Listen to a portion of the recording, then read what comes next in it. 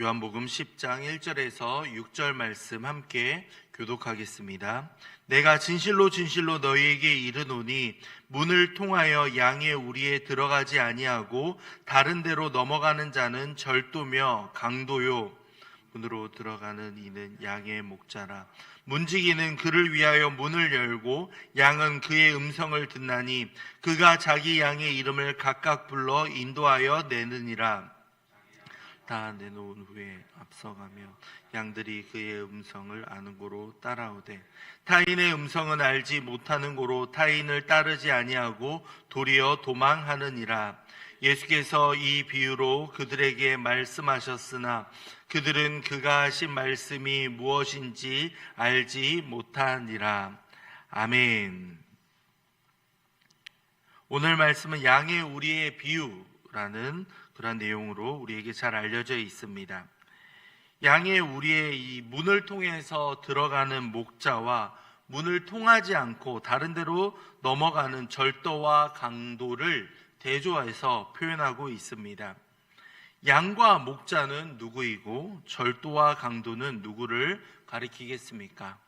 먼저 양의 우리라는 것은 이 문이라는 표현을 통해서 이것이 여호와의 문, 의의 문이라고 우리는 이러한 시편의 내용들을 반영하고 있다라고 볼 수 있습니다. 특별히 시편 118편을 보면 성전의 예배를 위한 노래가 나오는데요. 성전의 문을 통해서 들어가서 여호와의 구원을 찬양하는 것이 118편의 주된 내용입니다.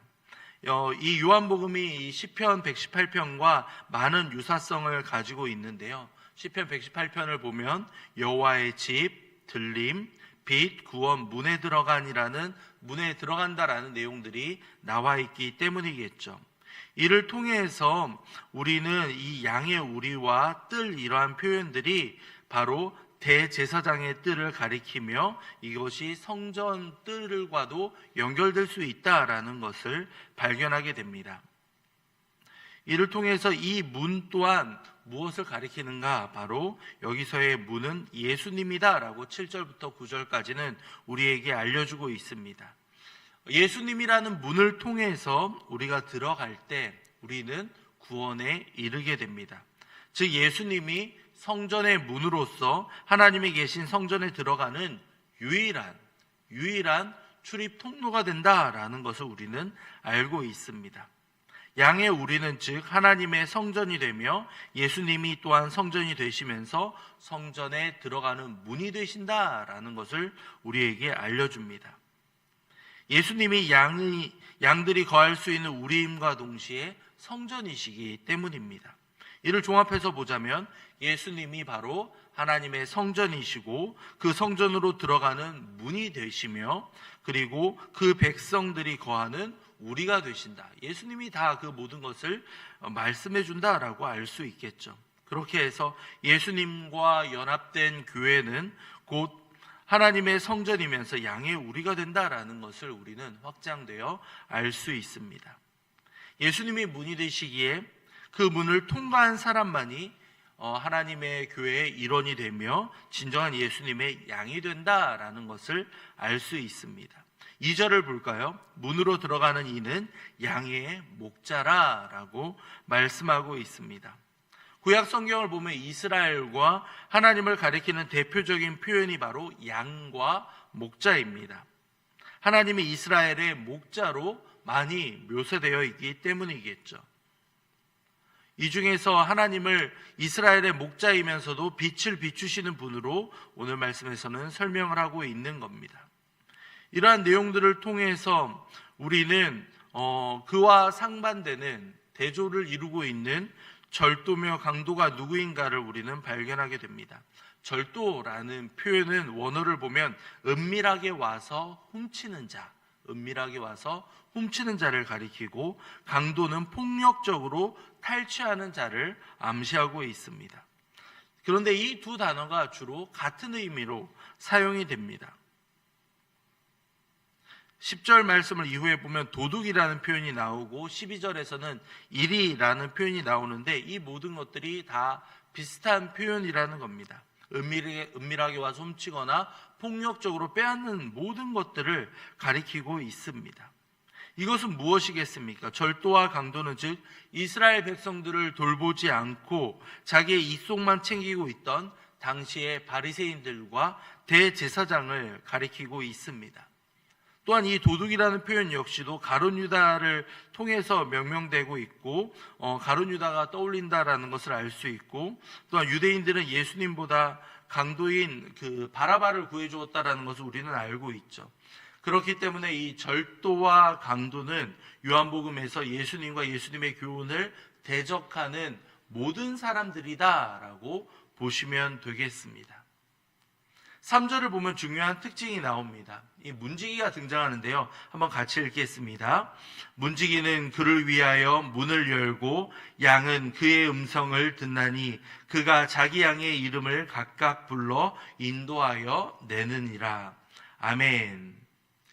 문지기가 이 목자를 위해서 문을 연다라고 표현을 하고 있습니다. 문지기가 있었다라는 것은 이 양의 우리라는 이 장소가 굉장히 컸다라는 것을 암시해주고 있습니다. 많은 양들이 이 양의 무리가 안전하게 거할 수 있는 넉넉한 장소에 있었다라는 것을 우리는 알 수 있죠. 그런데 여기서 중요한 특징이 나오는데 이 목자가 양의 이름을 불러낸다라고 말씀하고 있습니다. 양의 이름을 부른다라는 것은 두 가지 특징을 가지고 있습니다. 첫 번째로는 이 양이 목자에게 소속되어 있다라는 의미입니다. 이름을 각각 붙여주었고 이 양들이 목자의 책임이 된다라는 것을 말해주죠.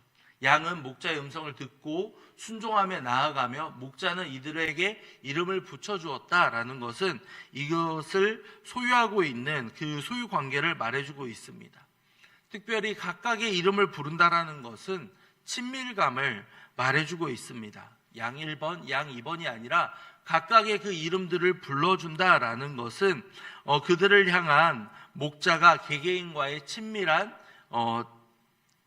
관계를 맺고 있다라는 것을 말해주고 있습니다. 각 이름을 부를 정도로 목자는 양에 대해서 관심과 애정을 가지고 있다라고 볼 수 있습니다.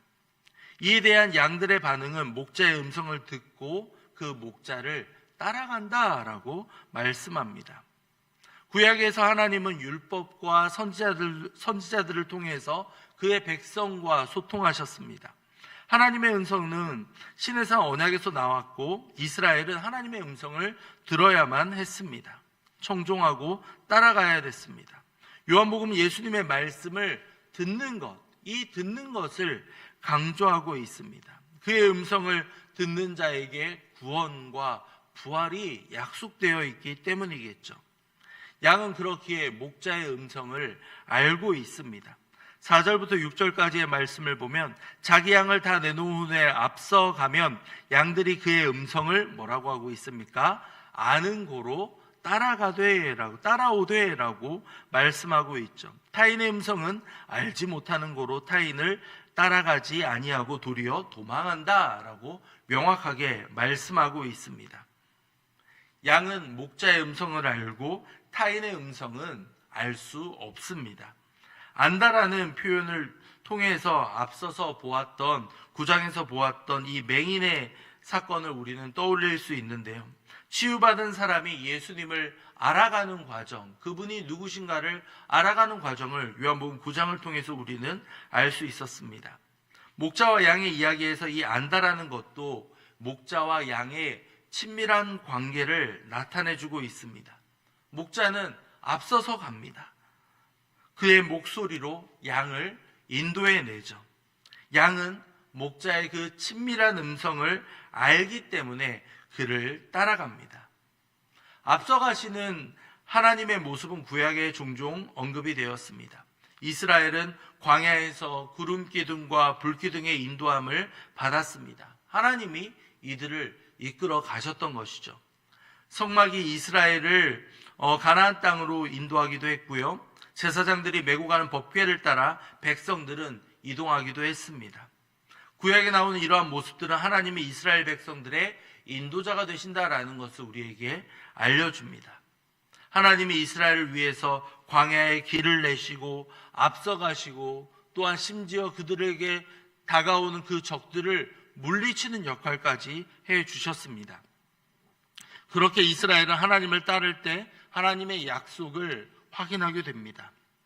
이제 예수님은 자신이 하나님처럼 이스라엘의 인도자가 되겠다라고 말씀하시는 겁니다. 새 이스라엘로서 그의 백성들은 하나님의 음성을 따라갈 때 오직 그 음성을 예수님의 통해서만, 예수님의 음성, 목자 되시는 예수님의 음성을 따라갈 때에만 생명과 구원을 얻을 수 있습니다. 타인의 낯선 음성을 따라가지 않고 오히려 도망갔다라고 표현하고 있습니다. 양은 자신이 알지 못하는 자의 음성을 쫓아가지 않습니다. 양과 목자는 서로 이처럼 신뢰와 친밀함으로 이렇게 관계를 형성해 갑니다. 예수님의 말씀을 듣고 믿고 따라간다는 것을 바로 그분을 전적으로 신뢰한다라는 것을 말해줍니다. 그와 친밀한 관계를 형성하면서 살아간다라는 것을 말해주고 있습니다. 예수님 외에 다른 무언가를 따라가는 것은 그에게 신뢰와 친밀함을 가졌다라는 뜻이기 때문에 생명과 구원에 이르지 못하는 것을 우리는 명확히 알 수 있습니다. 오늘 말씀을 통해서 예수님이 어떻게 우리에게 다가와 주셨는가 우리는 이를 발견하게 됩니다. 먼저 첫 번째로는 우리의 이름을 각각 불러주시는 예수님의 그 친밀함을 우리는 알 수 있습니다. 예수님께서는 그 양들과 각각 한 명 한 명의 이름을 아시고 그들과의 인격적인 관계를 맺어가십니다. 여러분 한 명 한 명의 형편을 아시고 1대1로 그들을 이야기하며 함께 이야기 나누시기를 원합니다. 목자 되신 예수님이 우리를 대하는 방법이 바로 이와 같다라는 겁니다. 또한 우리 목자 되신 예수님이 우리를 매 순간 인도해 주신다라고 우리에게 알려주고 있습니다. 목자 되시는 예수님은 친히 양들보다 앞서 가시며 이들의 길을 이끌어 주십니다. 목자이신 그분이 앞서가기 때문에 모든 위험이 그분을 통해서 물리침을 받을 수 있습니다.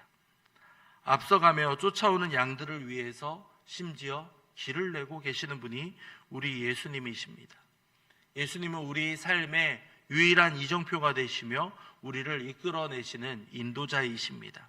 그렇기 때문에 오직 예수님의 인도하심을 받는 이들만이 온전한 길로 나아가게 됩니다. 이를 통해서 우리는 예수님이 어떠한 분인가를 분명히 알 수 있습니다. 성도님들, 예수님의 음성을 듣고 반응하기 원하십니까? 그분과 친밀한 관계를 맺기 원하십니까? 그분이 우리에게 어떻게 다가오신 분이며 또한 우리가 해야 될 것이 무엇인가를 오늘 말씀을 통해서 함께 확인하며 나아가기 원합니다. 그분과의 친밀한 관계를 통해서 예수님과의 관계가 끊어지지 않도록, 그리고 우리를 친밀하게 불러주시는 예수님께 우리가 반응할 수 있도록 나아갑시다. 또한 그분이 우리를 인도해 주시고 우리를 보호해 주신다는 사실이 얼마나 우리에게 큰 위로와 힘이 되는지 모릅니다.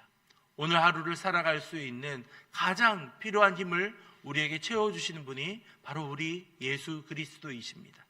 이 시간 함께 기도하며 나아갈 때 주님, 하나님과의 관계를 통해 또한 예수님을 통하여서 주님 앞에 나아갈 때에 우리의 관계가 더욱더 친밀할 수 있도록, 주님께 나아갈 수 있도록 아버지 인도해 주시옵소서. 함께 기도하겠습니다. 오직 주님의 음성을 듣고 주님의 인도하심을 따라 나아갈 수 있는 우리 모두가 될 수 있도록 아버지 도와주시옵소서. 함께 기도하도록 하겠습니다. 이어서 교회와 담임 목사님을 위해 함께 기도하겠습니다. 교회를 위해 기도할 때에 특별히 연로하신 어르신들과 환우들을 위해서 이 시간 함께 기도하겠습니다. 우리 어르신들 건강하게 이 겨울을 잘 나고 봄을 맞이할 수 있도록 아버지 인도해 주시옵소서. 특별히 하나님의 도우심을 구하고 있는 환우들이 있습니다. 아버지께서 은혜를 베풀어 주셔서 그들에게 친밀하게 다가가 주시고 위로해 주시옵소서. 함께 기도하도록 하겠습니다.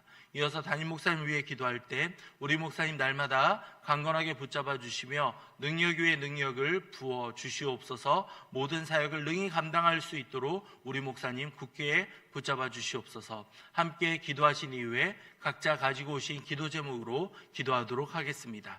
기도하겠습니다. 사랑과 자비가 넘치시는 하나님 아버지여, 우리가